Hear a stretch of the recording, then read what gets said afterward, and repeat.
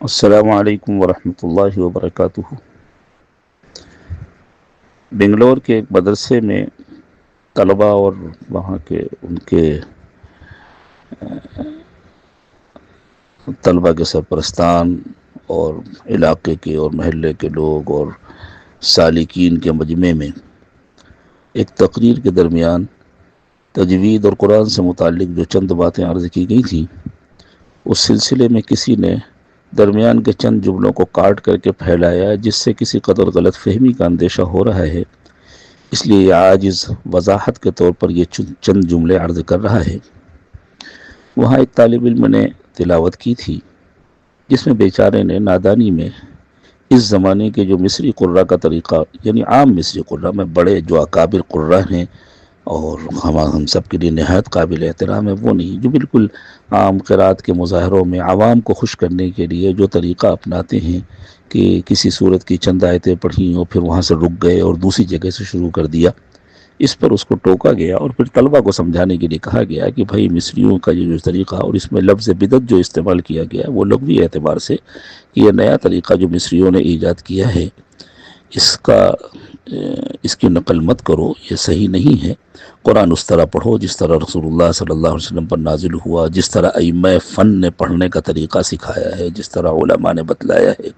قرآن ترتیب کے ساتھ پڑھو، چھوٹی صورتیں خاص طور سے جو سورت شروع کرو اس صورت کو مکمل کرو، یہاں سے کود کر وہاں چلے جانا، وہاں سے کود کر یہاں چلے جانا۔ پارے ام کی جو آخری صورتیں ہیں ان کے ختم کے بعد رسول اللہ صلی اللہ علیہ وسلم سے تکبیر و تحمید منقول ہے، لیکن آدھی صورت پڑھ کر کے اور پھر تکبیر و تحمید پڑھنا یہ منقول نہیں ہے۔ ان طریقوں سے روکا گیا ہے اور مطلقاً نہ کسی کو برا کہا گیا ہے، نہ کسی کی مذمت کی گئی ہے۔ طلبہ کو سمجھانے کے لیے یہ چند باتیں عرض کی گئی تھیں جن کو ایک مسئلہ بنا دیا گیا ہے، اس لیے وضاحت کے طور پر یہ چند جملے یہ عاجز بھیج رہا ہے۔ امید ہے کہ تمام سننے والوں کو اطمینان ہو جائے گا۔ جو صحیح قرآن پڑھنے والے ہیں وہ ہم سب کے لیے نہایت قابل قدر ہیں، لیکن چونکہ عام طور سے مصر میں اس زمانے میں جیسے ہمارے ہاں عوامی جلسے ہوتے ہیں، اسی طرح ان کے ہاں قرآن پاک کے مظاہرے ہوتے ہیں، اور اس میں عوام کو خوش کرنے کے لیے وہ جو نئی عمر کے قراء ہیں وہ نئے کام کرتے ہیں، نئے طریقے اختیار کرتے ہیں۔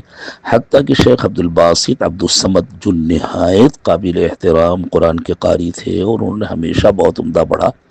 لیکن بعض موقعوں پر انہوں نے صرف عوام کی واہواہی کے لیے کچھ ایسی بے اعتدالیاں کی کہ وہاں کے جو بڑے مشہور قراء ہیں اور جو ائمہ قرات ہیں انہوں نے اس پر تنقید کی، یہ کہہ کر کے کہ شیخ عبد الباسط عموماً ایسی غلطی نہیں کرتے، لیکن صرف عوام کو اپنی طرف متوجہ کرنے کے لیے غالباً انہوں نے جیسے مثلا ایک ہی سانس کے اندر وہ حیت لک اور حیت لک اور یہ کئی قراتوں کو ایک ساتھ جمع کیا،